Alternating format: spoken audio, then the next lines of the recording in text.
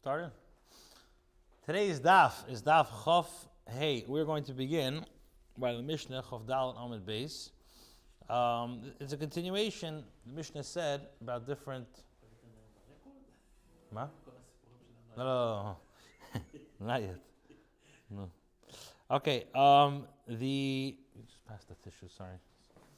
The Mishnah listed, if you notice, the last few Mishnayos listed just in detail of when a shur hamazik. We said one of the things we said is a shur hamazik v'reshus hanizik. The Mishnah listed daf tezvav amud beis that these are 5 mu'adim. We're good? The question is, no, so now the Mishnah is going to continue this idea of shur hamazik v'reshus hanizik. So the halacha is like this. Shur hamazik v'reshus hanizik. In the case of an ox that caused damage, while he's on the property of the injured party, as we mentioned in the Mishnah before, that this animal is considered a mu'ad, forewarned. So, Ketzad, how so? Nogach, if an animal gored, or nogaf, it pushed, noshach, it bit, ravatz, it's squatted upon, but it kicked another animal, where? B'reshus harabim. So you have this animal that did all of these above actions. It gored, it pushed, it bit, it squatted, or kicked another animal in Reshus harabim. The halacha is the owner has to pay mishalim chatzi nezek. The owner has to pay a half a damage. Now, b'reshus hanezek. What if it went into the domain? If the ox was a tam, but it went into the injured party's reshus and damaged the animal over there. So what's the halacha? If Tarfon says nezek shalim, the owner has to pay a nezek shalim. Why? Because since he went into the reshus hanizik this time, even though it will be reshus harabim as chatzi nezek, but since he went to the reshus of the nizik, so he has to pay nezek shalim. The chacham argue and say chatzi nezek, he only has to pay half the cost of the damage. Why? Because it says any other case classified it as keren. And keren, we know the first 3 times, you only have to pay chatzi nezek. Okay, so now we're going to go back and forth over here. Amar lahem Rabbi Tarfon. So Rabbi Tarfon tells the chachamim like this. Why do I hold that when you have keren, or when you have, what's going on there? Shur hamazik b'reshus hanizik is basically keren, which is going in. A shur hamazik b'reshus hanizik. Why do I hold that he pays a nezek shalom? So he says very simple. He says, in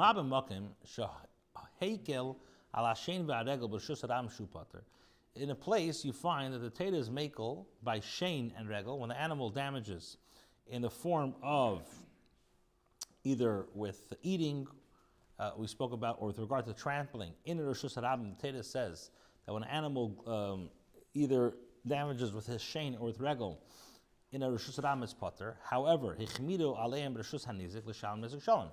The Torah, in the case of shein and regel in the Reshus HaNizik, the Torah says that the owner has to pay nezek shalom, even though if the same thing would happen in a Reshus harabim, he would be pater. Now he says mokim shechmiru ala keren. So for sure, in a place where the Torah is machmer on keren, where Reshus harabim shalom chatzi nezek. So you have keren, shein, and regel. Shein v'regel in Reshus harabim is completely pater. Masha'en kein keren in a Reshus harabim it has a chumrah that's chayiv a nezek shalom. So if it's chayiv a nezek shalom, and the same shein v'regel is pater b'chlal no nezek, yet keren is chayiv chatzi nezek, so any din she nachmer Allah b'Reshus hanizik, so the shalom nezek shalom. So it makes a lot of sense to say if shein v'regel, Reb Tarfon says, which is potter b'Reshus harabim, yet chayiv a nezek shalom in Reshus hanizik, so a keren which is chayiv a chatzi nezek b'Reshus harabim, so for sure should be chayiv a nezek shalom in Reshus hanizik, in the property of the injured party. So Amar Lois, the chacham said like this. Now, even though Taka you have a good kal v'chemer makes a lot of sense. Nevertheless, you have a din like this, and this is what the sugya of daye lovay min hadin liyos kinidin, which means that literally it means it's sufficient for the conclusion that emerges from the kal v'chemer could be like it's makar, meaning that the halacha cannot be stricter with the kal v'chemer than in the case that serves as the source of where you're learning, which means they say like this. Ma b'reshus harabim chatzi nizik. So just like in the case, one is chayiv to pay a chatzi nizik of damage. In the case of keren b'reshus harabim, and what are you saying? You're saying in the case of keren, when it's b'reshus harabim, you're chayiv an nizik shalem. So you for sure, if it's b'reshus nizik, you should be chayiv an nizik shalem just like shen v'regel. So the chacham say no. You have a daya lovim and adin liyas kinidin. Where am I learning out from? I'm learning it out from. Why not? Because I'm learning it out from the halacha of nezek, chayiv an nizik shalem. So Amar lahem, so Rav Tarfon says to them, Afani le'odun keren mikeren. So he says like this: I am not deriving the case of keren chatzi nizik from the case of reshus harabim. I'm not telling you that. I'm not saying that I'm learning out chatzi nizik from the keren of reshus harabim. Rather, what does he say? Ani odun keren meregel. I'm learning out keren in the chatzi in the chotzer of the nizik from where? From regel of the chotzer and nizik. And just like ma b'makom shehekel hashen v'al regel reshus harabim echmiru b'keren. So in the case of shein and regel, which they are potter reshus harabim, nevertheless by keren they're chayiv v'chatzi nizik. So makom shechmiru hashen v'al regel reshus nizik. So in a place like shein and regel, which they are mechuyev the person in reshus nizik to make a nizik shalom, and it didn't shenachmer b'keren. Doesn't it make sense that they should be machmer b'keren to be mechayiv a nizik shalom? So in other words, he says, I'm not learning it out from keren to keren. I'm learning out keren from regel. So again, the chacham say no. Dai love in the din liyas kinidin. It's a ma b'reshus harabim chatzi nezik.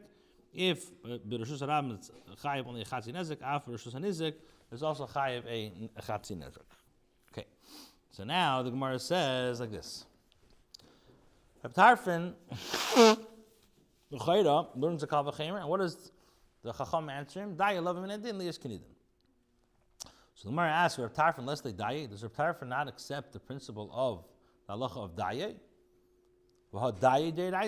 This idea of daye love in hadin liyas kinidin is it's a Torah law. The Tanya we learned midin kal v'chemer. The halachas we learned that the Chacham said one of the ways in which Torah can be interpreted that kal v'chemer ketzad. The pasuk says like this: Vayem Hashem Moshe. Hashem said to Moshe when Miriam spoke lashon hara and got tzaras, so the Eibusher told Moshe, "Va'avia yorik b'faneh halitikolim shivas yamim." And Hashem said to Moshe, if your father had but spit in her face, should she not hide in shame for 7 days? In other words, the Eibusher said that she should be in quarantine for 7 days outside the camp. After that, she shall be brought again. So, and what is Hashem saying? Hashem is saying about Miriam, he's upset that Miriam spoke lashon hara about Moshe Rabbeinu. So, a regular person who speaks lashon hara, what's the din? The din is that shivas yamim, they can be in quarantine. So, so if let's say a regular father, or let's say Miriam's father would have said to her, spit, you're speaking lashon hara about Moshe Rabbeinu, api din, she would have to be in quarantine for 7 days. So if the Shechina is saying this, it should be double, it should be 14, right? Logical. Ella, rather, what do you say? The reason why Miriam only got 7 days is because I'm learning out Da'ya and since the source tells me 7, I cannot be stronger than 7. So what do I see? I see that the idea of Dayoy is a inyan of Deiraisa. So my answer is like this. Ki lesli Dayoy, Reb Tarfon does not accept the principle of Dayoy, heiche de mifrach kal v'chemer, where the kal v'chemer, the principle completely refutes the kal v'chemer, which you can't learn any halacha from there. Heiche de loy mifrach kal v'chemer, but where it does not completely refute the kal v'chemer, Islay Daye, then Reb Tarfon accepts the principle of Daye. So, he says like this, Hasam the Shechina like Sive, there in the case, in regards to Miriam, The 7 days during which she deserved to be banished from the camp due to the rebuke of the Shechina does not say, it's not written in the Torah. So therefore, also kal v'chemer ICR bisar. So the kal v'chemer came and brought those days plus additional days, adding up to 14. So then what happened? Also daya apik shiva. So the principle of daya comes and removed 7 days and left 7 days v'oiki sheva and left now 7 days intact. So the kal v'chemer was effective with regards to the 7 days during which she was banished from the camp.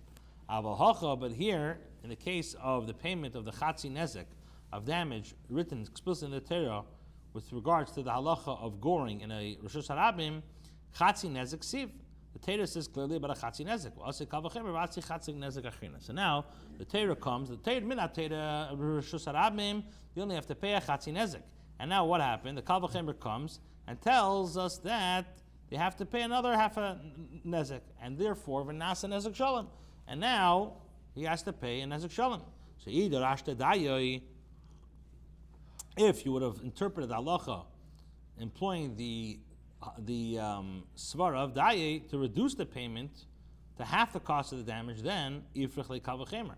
You refute the kal v'chemer, as no halacha would be learned from here, because the initial payment for half the cost of the damage was written explicitly in the Torah. So in this case, Reb Tarfon does not employ the principle of dayei. When does when you're mifrach the kal v'chemer, so then he doesn't hold of dayei. Well, when you don't, then he holds of dayei. So in the case of the shiva yamim, doesn't say clearly in the Torah. So the kal v'chemer tells me 14. So the dayei tells me no, it's only 7.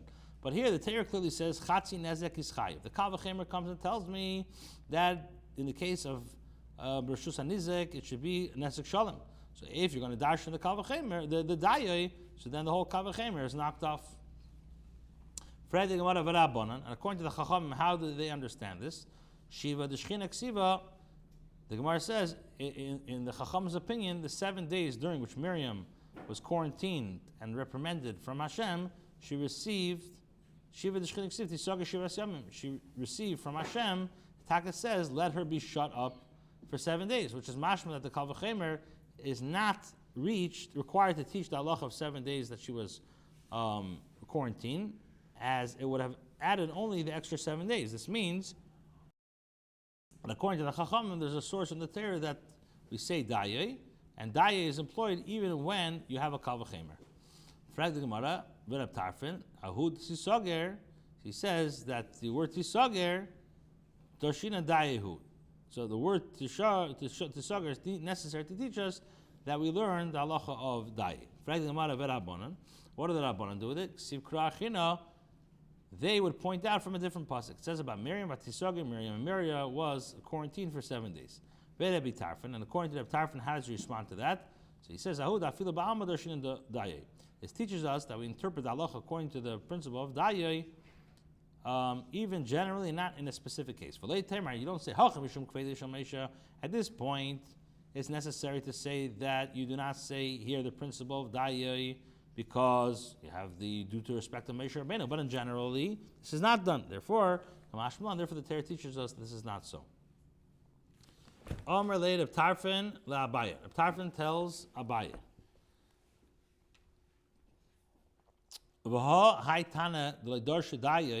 So he says like this: is the principle of dayei for the conclusion that comes out from the kal v'chemer to be like the source actually accepted by everybody?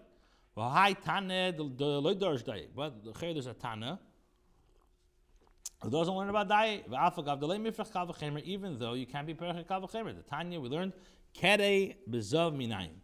From where do we know that a person a man who has a semen who experiences a zav?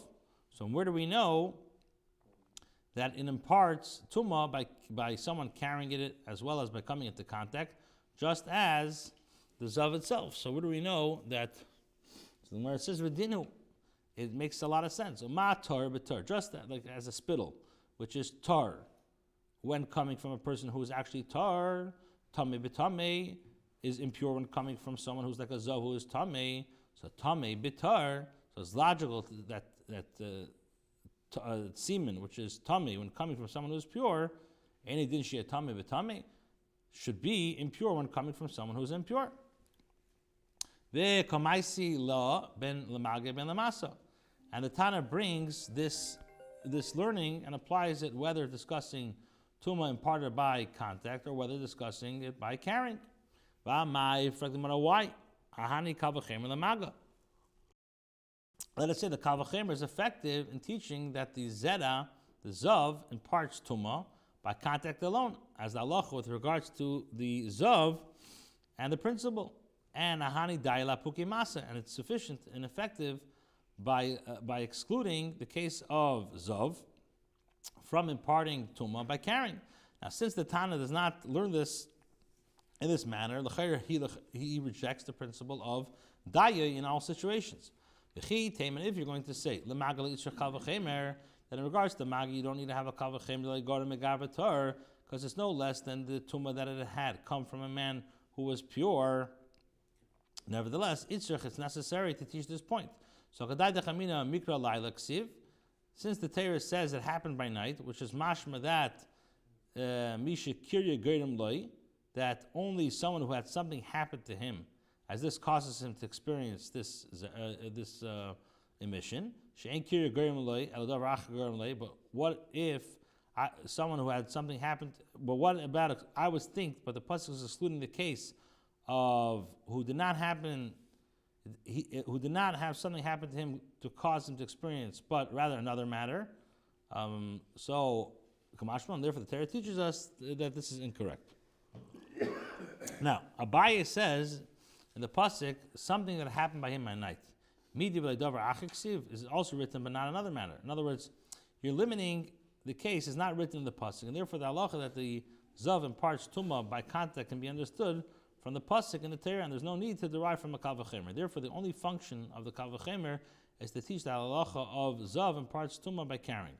So when you apply the principle of Daye, would refute the Kal V'chemer. So there's no proof that the Tana would also apply the principle in all cases. So now, once the Gemara raises the issue, the Gemara says, who is the Tana to whom you heard that he said that the zera of a zav imparts tumah by carrying? Let Rabbi Lazar, let Rabbi Yeshua. It can't be Rabbi Lazar, not Rabbi Yeshua. The time we learned in the Mishnah, it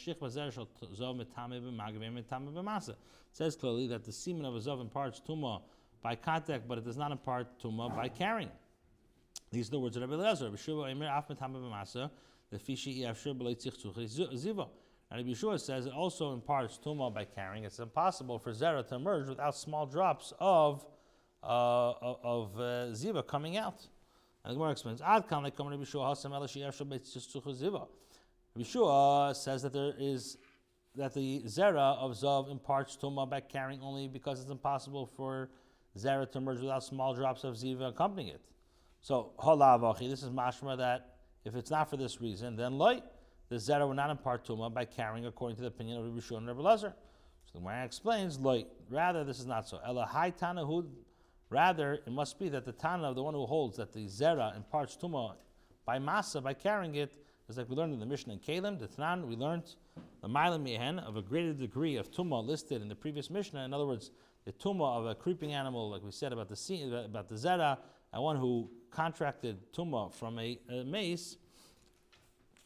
So the Torah said, the Mishnah says over there, Zev Ishal Zav, Beruka V'Shechva Zarei, the Ziva of a Zav, the Ruka, which is the spit, the Shechva Zarei and the semen, Omei Raglav and the urine, V'Dam Hanidam, and the blood of a Nidam, Etam B'Magam Masa, it imparts tumah both touching and by carrying.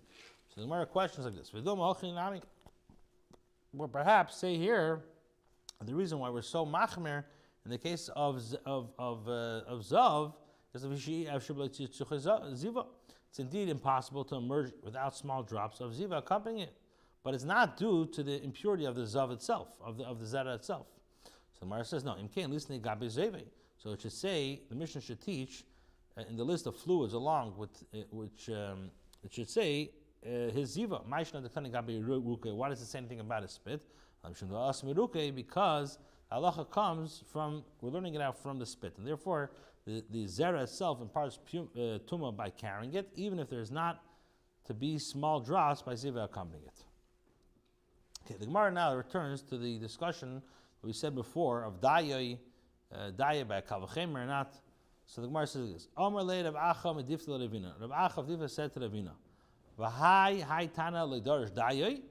But there's a tana that does not apply the principle of dayah. V'afa gav mifrich kavachemer, even though you cannot be perich with a kavachemer. The Tanya we learned in a brisa mapitz b'meis minayin. From where is it derived that a thick mat can contract tumah from a mace? So the Gemara says, "V'dinu." It's logical to say from a kavachemer, "Ma pachim k'tanim sheteidim bezov." If by small clay vessels into which even a finger cannot be inserted because of the narrow opening, and which remains tar despite contacting with a zov, nevertheless metame b'mace, nevertheless becomes tamei if present under one roof with a mace. So mapats, then in the case of a mat, shemetame b'zav, which can become tamei due to contact with a zav, anything shitame b'mace, does not make sense that becomes impure if present under one roof with a mace. Now the kamaisi lei ben tuma erev ben tuma shiva, and the Tana cites the kavachemer. Both are derived halacha that the mat becomes tamei with impurity that lasts until nightfall, and with regards to Tumas Shiva, why don't you just say that you have the Kavachemer for Tumas Erev, and you have the Svara of Daye to exclude the possibility that the mat would render impure for 7 days. So Amar Lei, Ravina tells of Ada, Kvar Ramon Nahali Rav Nachman bar Zchariah Abaye. This Shaila was already raised by Rav Nachman bar Zchariah to Abaye. Amar Lei Abaye, and Abaye told him, the Tana does not learn the halacha with regards to the mat through a kavachemer from the case of Zav, but rather mimaputz b'sheretz ma'isila. He derives it of a mat that came in contact with the case of the sheretz, the creeping animal. And this is what he's saying. Maputz b'sheretz minayin. From where is it derived that a mat is susceptible to tumah by the case of the creeping animal? Medina, it's logical to say this. If by small vessels which remain pure despite contact with a zov, v'tamein b'sheretz is tamei b'sheretz, so shetamei b'zov, anything shia tamei b'sheretz. So is it not right that the mat which becomes tamei with the impurity of a zov will likewise become tamei from creeping animals? Now, ela b'mapetz b'meis minayin. So from where do we know that the most contracts tumah from a corpse? Where do we know this? Nemar beged b'sheretz. It says in regards to by the case of the creeping animal, it says a garment or leather.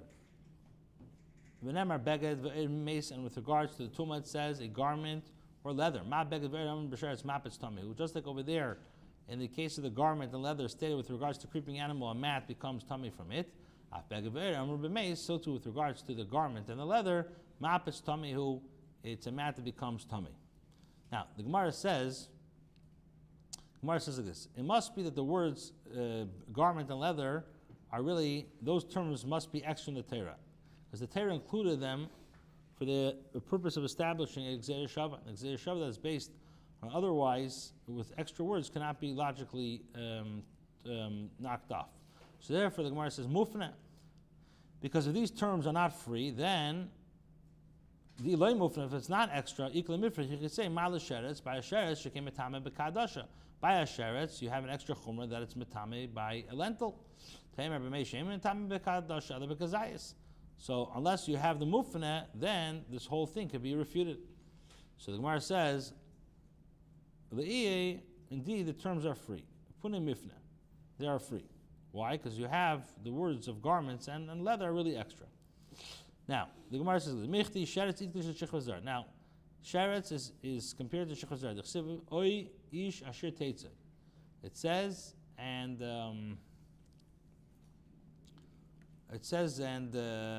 or a man from whom zera comes out. Or a man who touches any creeping animal. And it says in regards to shechvazar, and every garment and leather that has semen on it shall be washed. Since the pasuk appears next to each other, halachas of each other can be derived as a Beged ve'er d'chasur rachmana lamali b'sheres lamali. Why does it say this? Must be shmamina la'afnuya. Must be because it has an extra. The Torah included them for the express purpose of establishing this Gzeira Shava. So the Gemara says, "Vakati move from mitzad echa," but you still have the term garment and leather are free only from one side of this, because although the terms garment and leather stated with regards to the tumah, by the case of let's say the animal, the creeping animal, are extra, as relevant to halacha could be derived from another manner, those terms stated with regards to the tumah imparted by the mace are not extra. So the Gemara says, "Hani chilamad amar move from mitzad echa l'midin in ve'meshivin." Mela, according to the opinion who says that when you have a move from mitzad echad, so one can still derive it, so it makes a lot of sense. But according to the one who says we derive these halachas of this kind, so the what are you going to say? It has already been established that the case of the animal, of the creeping animal, is stricter in some sense than the case of a mace.